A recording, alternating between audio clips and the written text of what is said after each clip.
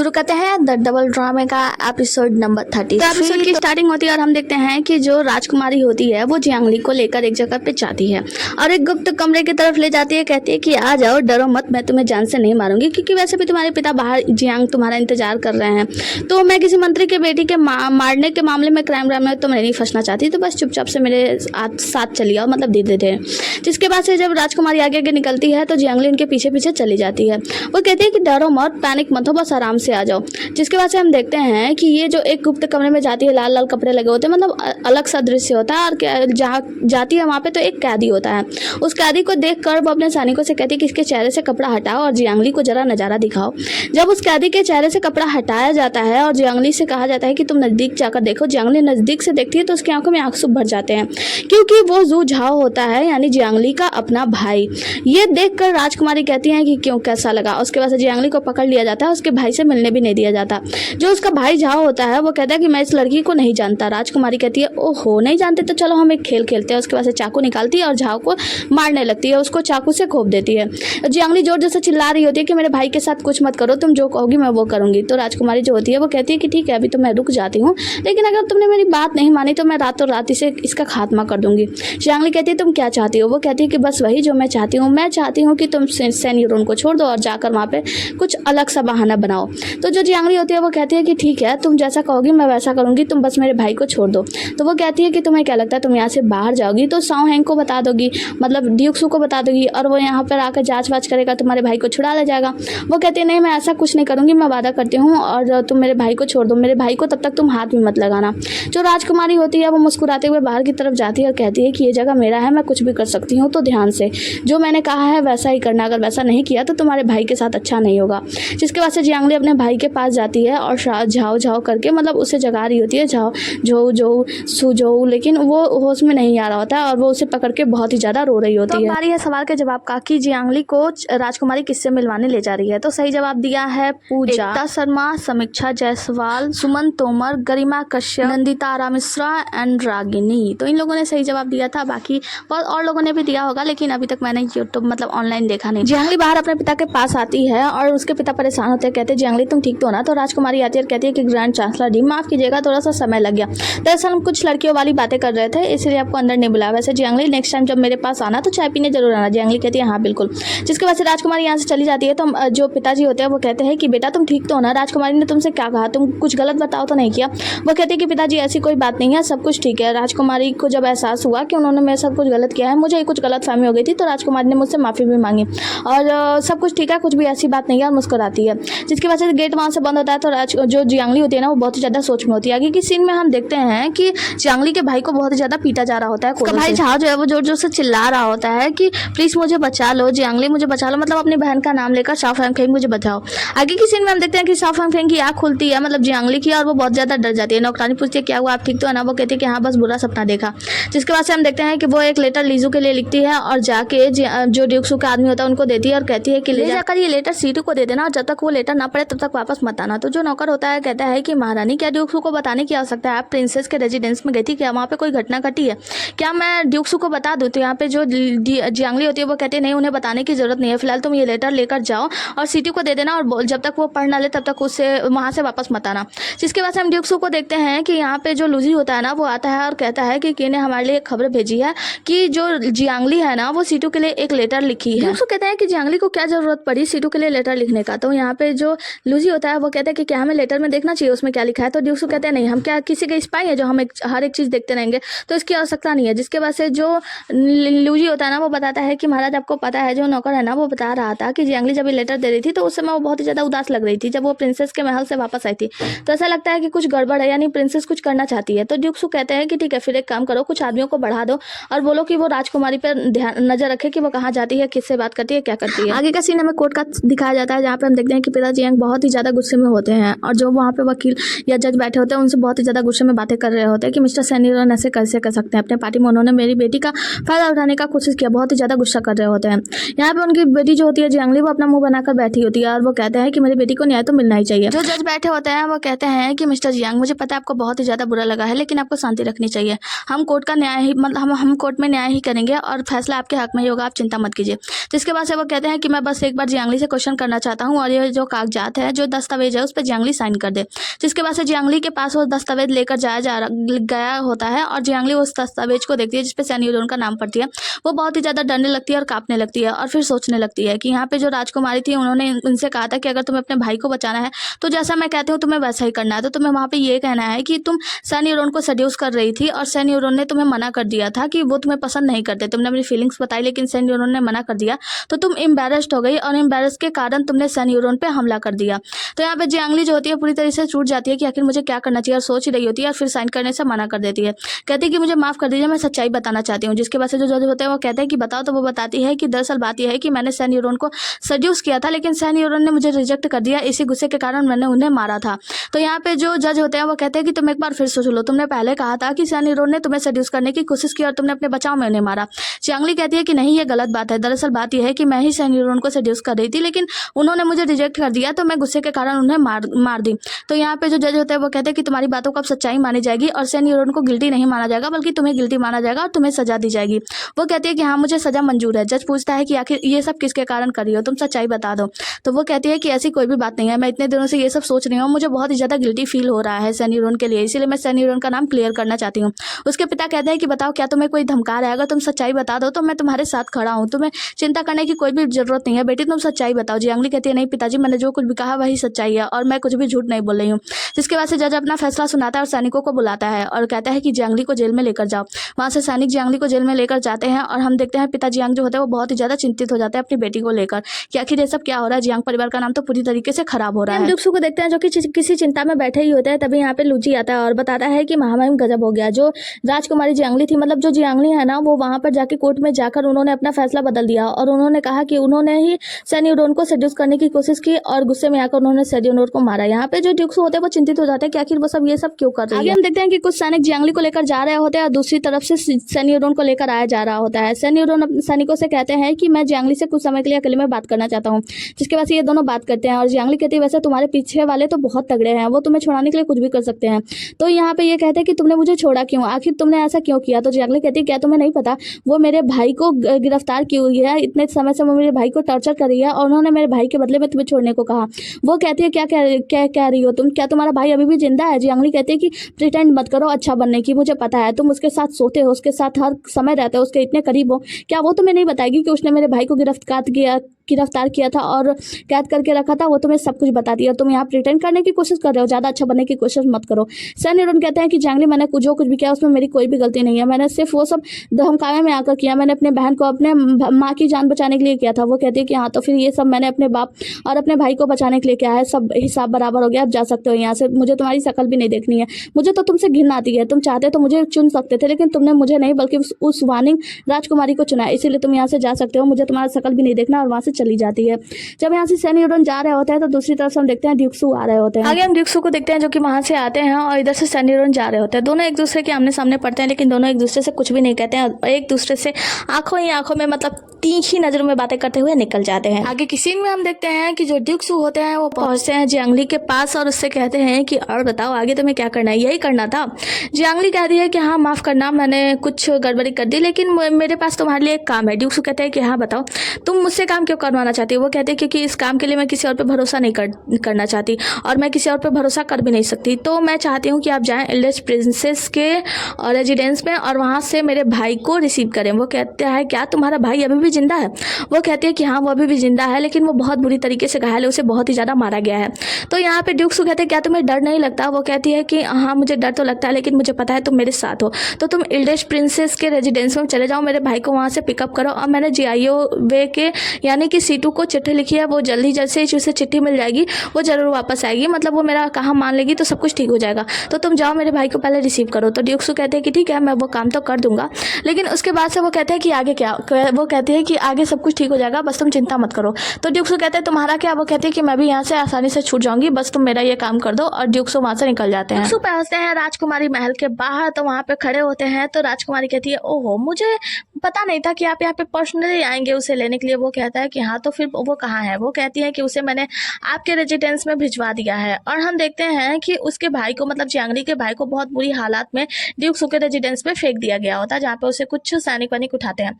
जिसके बाद से जो ड्यूक सू होते हैं वो कहते हैं कि मुझे आश्चर्य है कि तुम्हारे पास एक अच्छा इक्का का पत्ता था, तुमने उसे क्यों छोड़ दिया। तो यहाँ पे जो राजकुमारी होती है कहती है कि मैं अपने वादे की पक्की हूँ, मैंने जियांगली से जैसा वादा किया था मैंने उसके भाई को छोड़ दिया।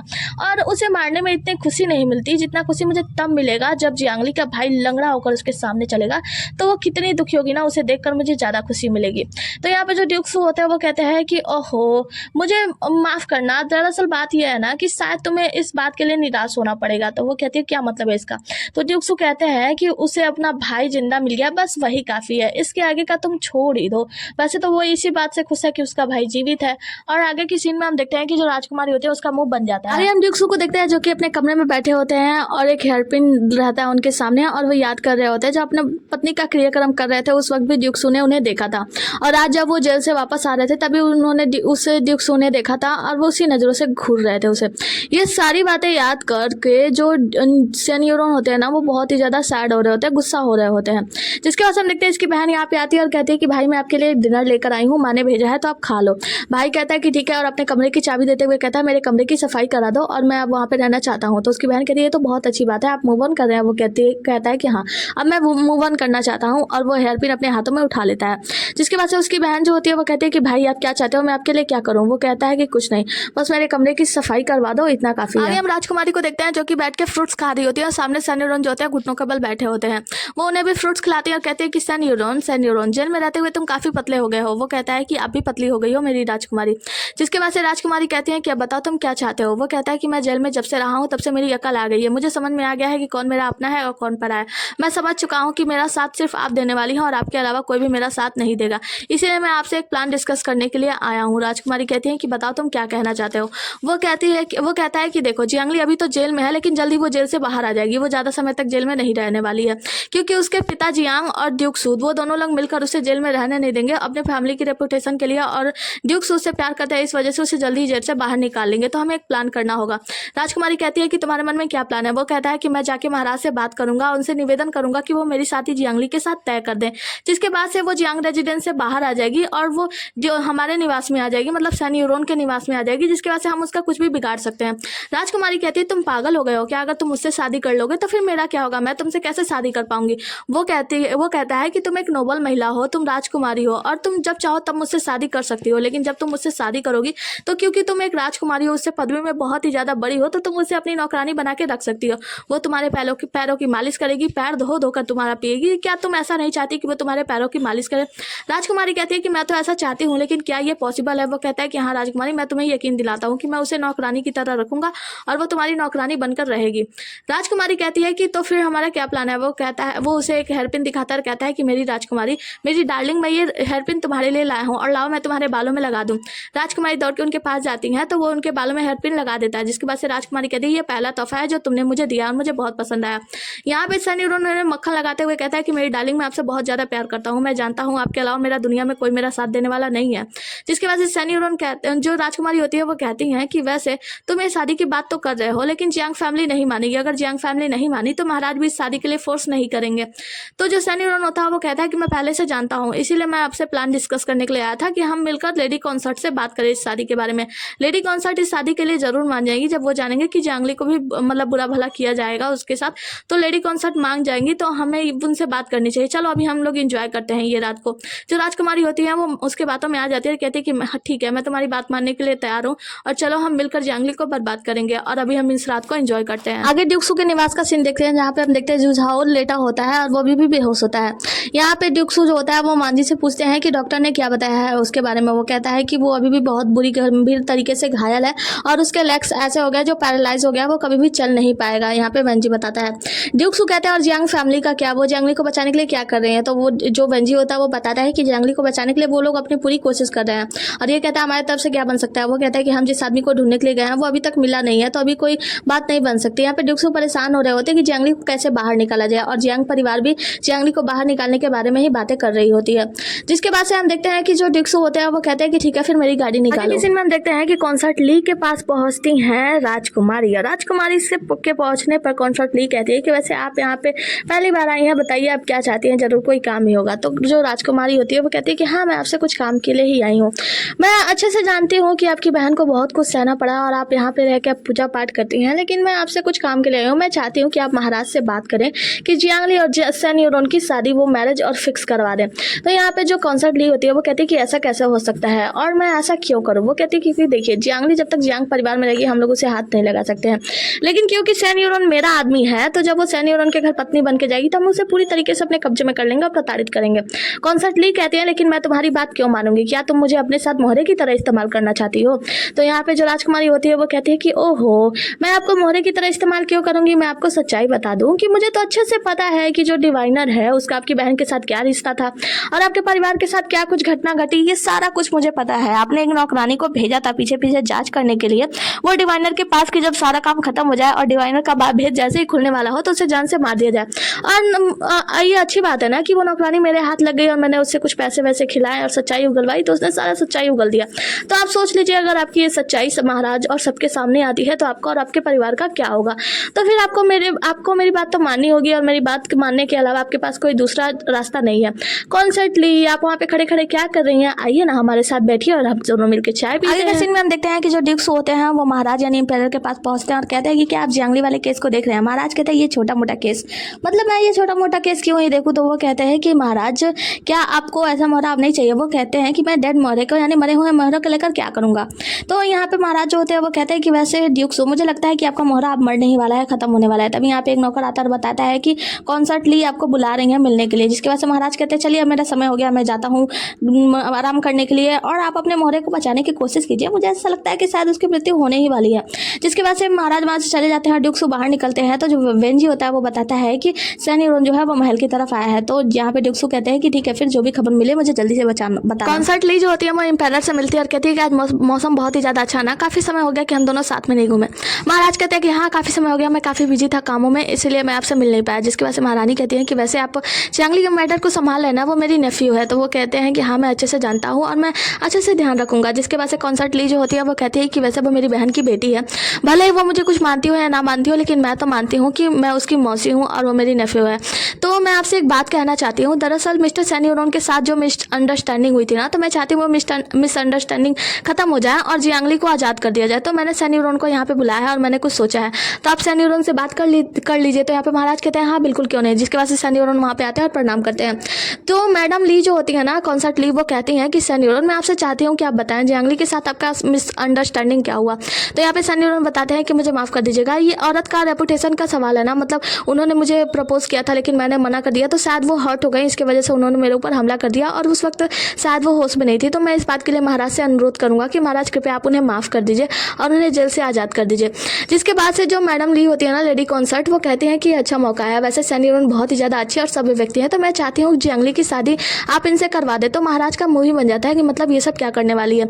जिसके बाद से वो कहती हैं कि देखिए सैन यूरोन अच्छे भले व्यक्ति हैं और जियांगली का रेपुटेशन वैसे भी बर्बाद हो चुका है, सभी लोग उसके पीठ पीछे बातें कर रहे हैं, गलत सलत बोल रहे हैं। तो मैं चाहती हूँ कि सैन यूरोन के साथ उनकी शादी करा दी जाए, जिससे उसका रेपुटेशन भी बना रहे।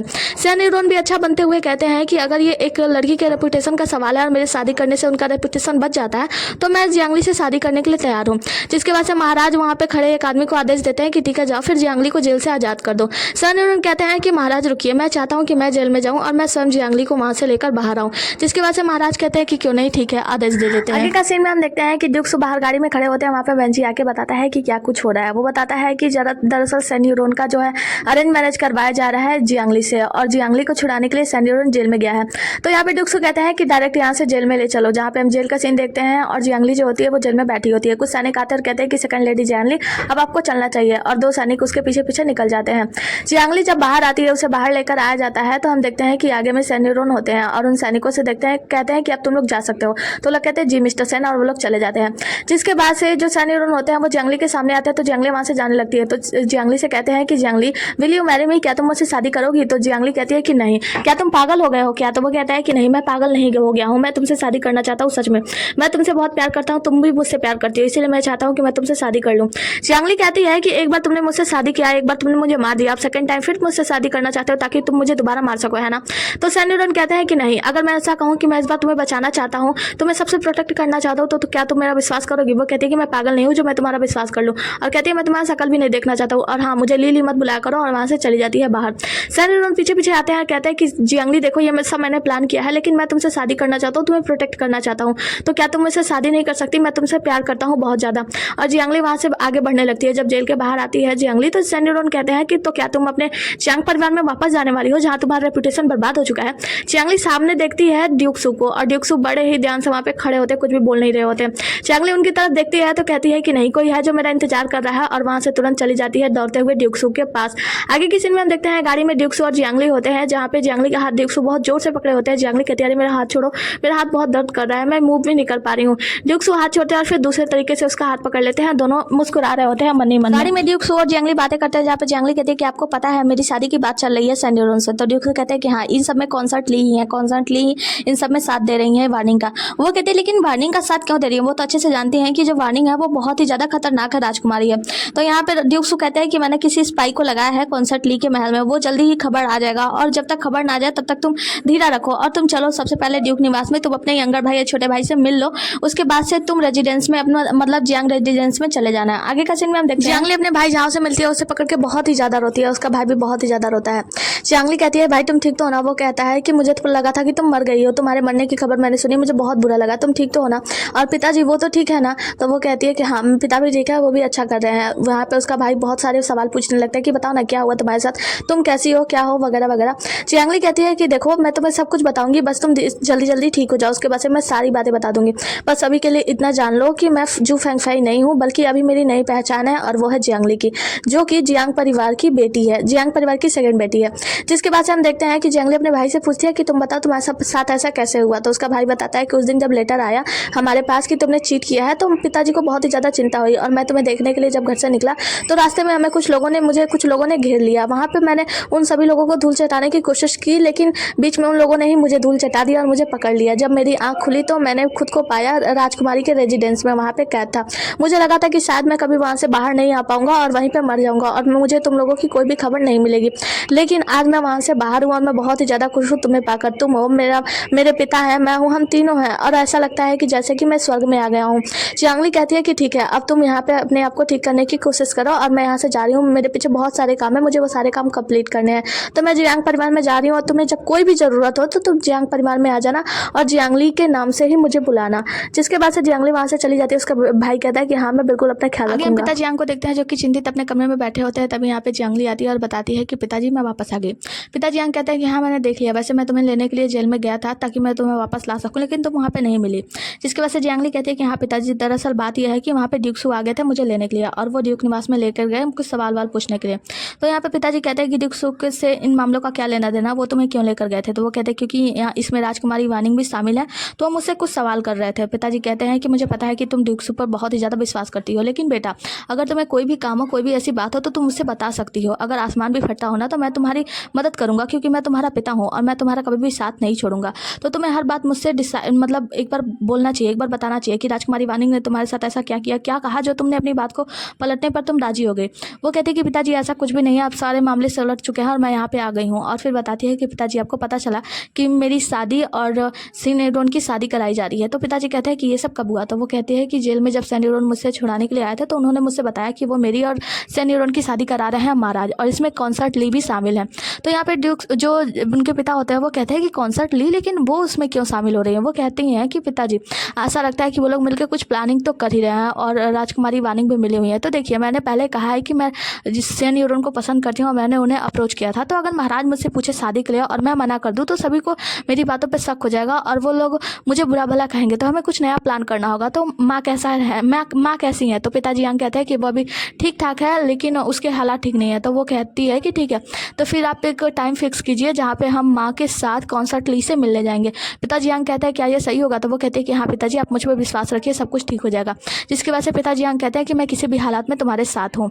आगे हम देखते हैं ड्यूक्सू को, जो कि अपने कमरे में गो गेम खेल रहे होते हैं। वहाँ पे लूजी आता है और कहता है कि स्पाई की खबर आई है। उसने बताया है कि उसके नौकरानी के द्वारा पता लगाया हमें कि जो महाराज की पहली पत्नी कॉन्सर्ट थी ना, उनकी मौत जो कॉन्सर्ट ली की वजह से शायद से हुई। महाराज की पहली पत्नी कॉन्सर्ट की मौत जो है ना वो काला जादू करने के वजह से हुई थी। तो यहाँ पे ड्यूक्सू कहते हैं अच्छा इसका मतलब है वार्निंग को इन सब की खबरों के बारे में पता है, इसीलिए वो उन्हें ब्लैकमेल कर रही है। तो वो कहते हैं कि हाँ शायद, तो हमें और भी जानकारी उठाने की ज़रूरत है। ड्यूक्सू कहते हैं कि क्या कोई इसके बारे में पक्का सबूत मिला, तो वो बताता है लूजी कि नहीं अभी तक कोई सबूत नहीं मिला है। तो ड्यूक्सू कहते हैं कि ठीक है फिर अच्छे से जाँच करो, और हाँ इसके बारे में महाराज को भी पता नहीं चलनी चाहिए। वो कहता है लूजी कि अगर हम लोग महाराज को नहीं बताएंगे तो जाँच हम खुलेआम कैसे कर सकते हैं, महाराज को पता होगा तो हम खुलेआम जाँच करेंगे और जल्दी से सच्चाई का पता लग जाएगा।